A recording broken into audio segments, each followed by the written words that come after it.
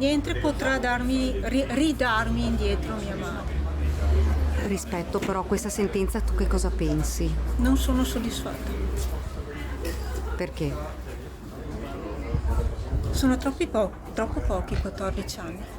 Amareggiata, con il cuore spezzato, parla la figlia Aurora De Zenne, presente in aula per ascoltare la sentenza nei confronti del padre.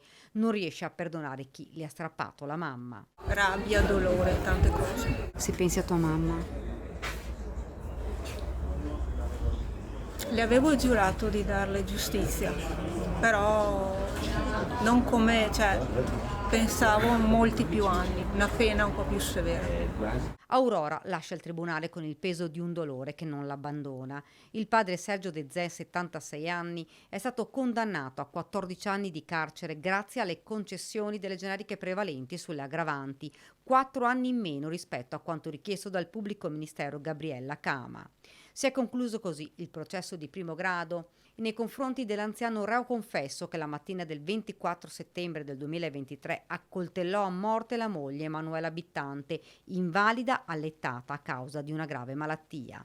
L'uomo, nei cui confronti è stata applicata una provvisionale di 100.000 euro, il risarcimento del danno avverrà in un distinto procedimento civile, è stato inoltre dichiarato interdetto in perpetuo dai pubblici uffici, interdetto legalmente per tutta la durata della pena ed è anche stato escluso dalla successione della vittima.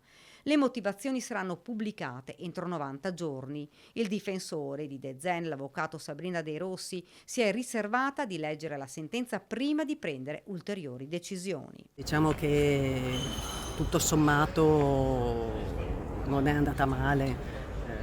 Il signor De Zen è perfettamente consapevole di quello che ha fatto e tra l'altro perché insomma si è consegnato immediatamente, ha confessato immediatamente, non ha mai chiesto permessi, non ha mai chiesto niente, quindi adesso ha scontato quasi 2 anni, insomma vuoi l'età, vuoi eventualmente insomma anche la rinuncia all'appello, ma insomma vedremo le motivazioni. Lui cosa ha detto oggi? Ma mi pare ancora un po' spaesato.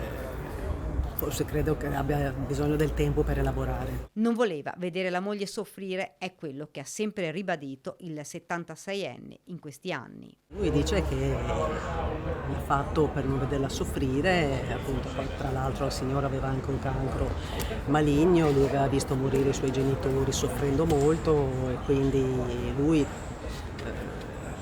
probabilmente ha preferito questo che vederla soffrire, questo lui dice sempre.